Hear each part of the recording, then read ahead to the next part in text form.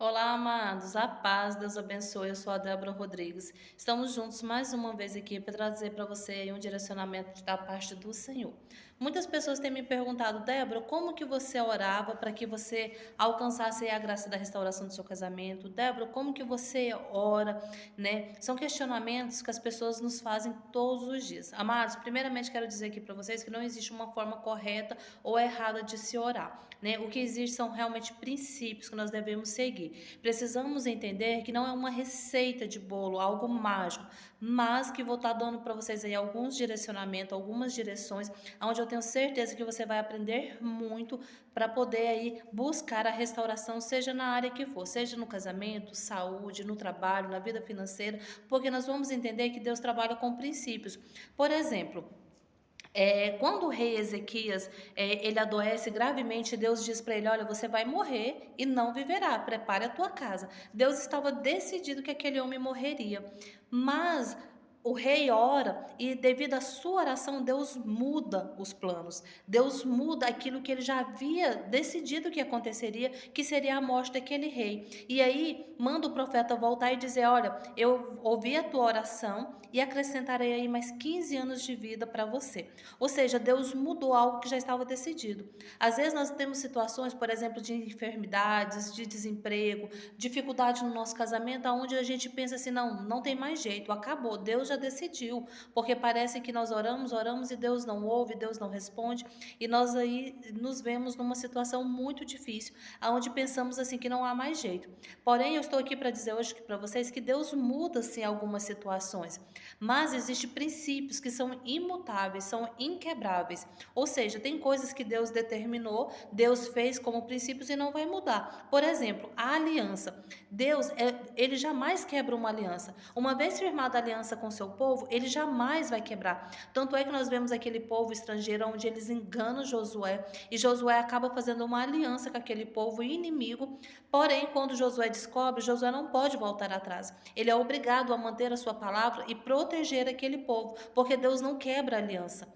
Por mais que tenha sido uma aliança injusta, muitas vezes, de uma forma enganosa, Deus não quebrou aquela aliança, porque Josué errou quando ele não orou, não pediu discernimento de Deus, não pediu para o Senhor falar com ele, revelar para ele, acabou formando uma aliança ali, mesmo que fosse enganado. Então Deus não volta atrás na aliança. Por exemplo, o que eu quero dizer para vocês, que os princípios não mudam. Se tem uma pessoa, por exemplo, que ela é casada, ela formou uma aliança diante do Senhor, e aí o seu cônjuge sai de casa, como é o caso da maioria das pessoas que acompanham os nossos canais, o cônjuge sai de casa, e ali o homem estranho ou a mulher estranha começa a orar ao Senhor, pedindo que Deus possa abençoar aquela união, pedindo que o divórcio saia para que eles possam se casar, para que eles possam ir para a igreja e receber a ceia, né? E ficar ali na presença do Senhor. Eu quero te dizer, meu amado, que você não precisa ter medo, porque Deus não quebra a aliança. Aquela primeira aliança que foi formada, né, entre você e o seu cônjuge, foi diante do Senhor formada, Deus não vai quebrar. Deus não vai ouvir aquela oração e se agradar dela. Então, é princípios. Deus não vai mudar o princípio para atender a oração de uma pessoa.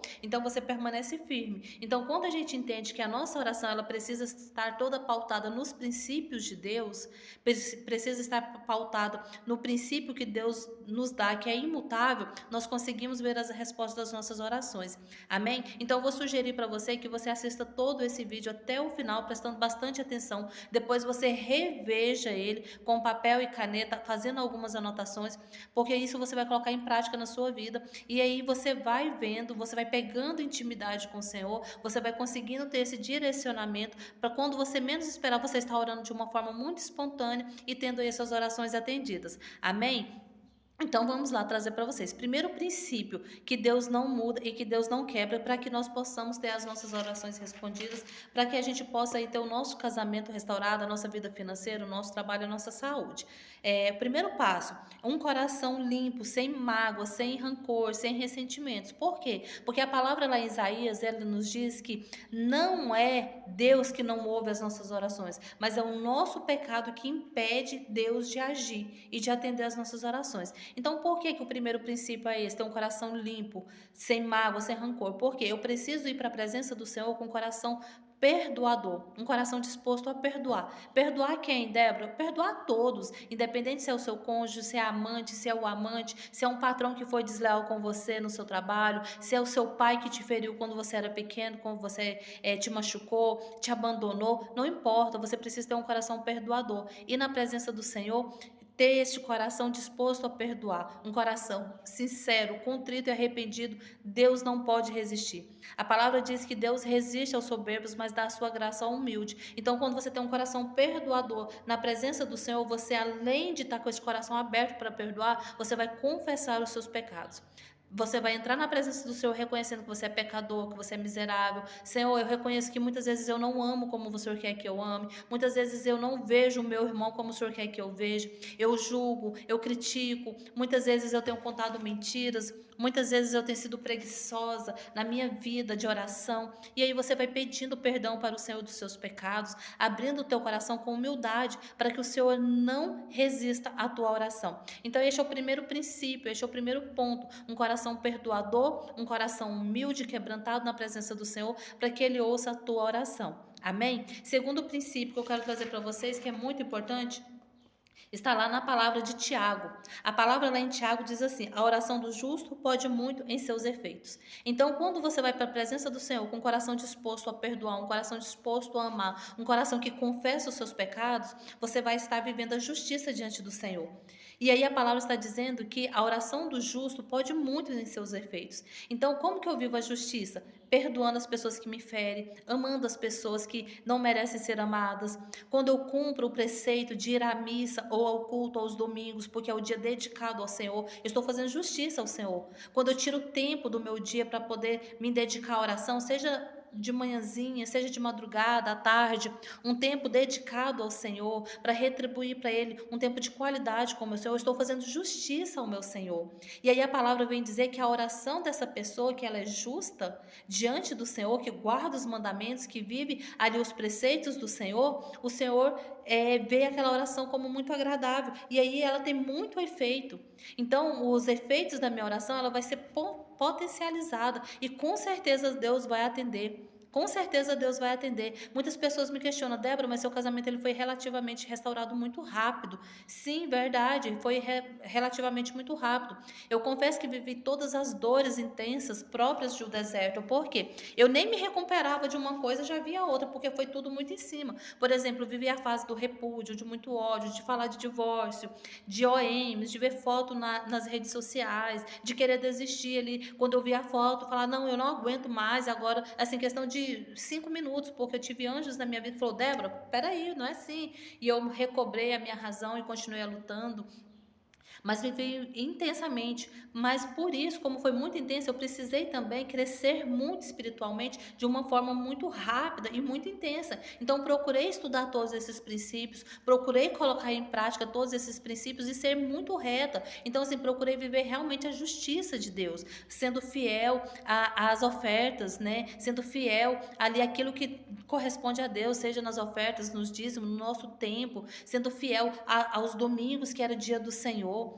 Viver realmente essa justiça de Deus, não contar mentiras, seja elas pequenas ou grandes. É claro que santo nenhum de nós somos, nós vamos errar durante o nosso dia, nós vamos ter atitudes que às vezes desagradam a Deus, mas o nosso coração está procurando viver essa justiça, nós nos esforçamos para fazer a justiça de Deus, e aí é onde o Senhor vem falar para nós que a oração do justo pode muito em seus efeitos. Então isso é extremamente importante. Terceira coisa que eu quero dizer para vocês, a palavra lá em Lucas diz assim: eu lhes dei autoridade para pisarem sobre cobras e escorpiões e sobre todo o poder do inimigo. Nada lhe fará dano.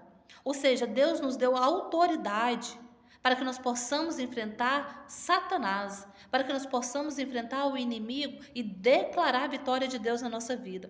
A palavra de Deus está dizendo que nada nos fará mal, nenhuma dessas coisas nos fará dano. Então, eu tenho autoridade para enfrentar o demônio do divórcio, do repúdio, de OMs, de drogadição, seja qual for o problema que você está passando, seja da enfermidade, Deus te deu autoridade para isso. Se você está com o coração quebrantado, perdoador, um coração reto diante do Senhor, fazendo a justiça de Deus, você vai exercer sua autoridade e Satanás não vai poder te acusar. Porque o que que acontece? Muitas pessoas vão para a presença, para uma batalha espiritual, enfrentar Satanás, com o coração cheio de ódio, cheio de mágoa, cheio de ressentimento, pessoas que não foram capazes de liberar perdão, pessoas que escondem pecados, que não confessam os seus pecados, pessoas que não vivem a justiça de Deus, ou seja, não gastam tempo com Deus, não dá para Deus aquilo que é dele, devido a ele, e aí vai enfrentar Satanás, e aí apanha mesmo, gente, apanha, sofre retaliação, e aí vem lapada atrás de lapada, e a pessoa cansa, a pessoa fica extremamente cansada e acaba desistindo, seja vida financeira, seja saúde, seja casamento, seja o que for. Se a gente segue esses princípios, nós temos autoridade para enfrentar Satanás. Então, diante de Satanás, nós não vamos também, ó Satanás, se você puder, você libera o meu esposo. Ah, Satanás, se você puder, ó, deixa eu te falar, Jesus Cristo, não, é com autoridade, meus amados. É você proclamar a palavra de Deus, é você exercer a autoridade. Falar, Satanás, seu imundo, seu sujo, você foi descoberto, porque o Senhor lá em Lucas me diz que eu tenho autoridade sobre você. Eu vivo a justiça de Deus, a palavra de Deus diz que a minha oração tem muito poder, porque eu estou tentando fazer a justiça de Deus. E agora, em nome daquele que é poderoso, no nome daquele que tem o poder de fazer todas as coisas, que é Jesus Cristo de Nazaré, eu te ordeno, Satanás, sai da minha casa, eu expulso esse demônio de divórcio, eu expulso esse demônio do adultério, eu não aceito, porque o Senhor me deu autoridade, porque diante do Senhor eu vivo a justiça, você não tem com quem me acusar, Satanás, bata em retirada agora, eu estou mandando em nome de Jesus, porque você, Satanás, é sujo, você foi descoberto, você está ao meu derredor, como um leão querendo me devorar, mas são aqueles que estão comigo, amados, eu tenho os anjos do Senhor acampados ao meu derredor, acampados na minha casa, acampados na minha vida, e é o próprio Jesus agora que te expulsa e te humilha, esmaga a tua cabeça, serpente maldita. Eu não aceito você destruir a minha casa, eu não aceito você destruir a minha saúde, eu não aceito você destruir a minha vida financeira, porque o Senhor me garante na palavra que eu tenho autoridade para isso,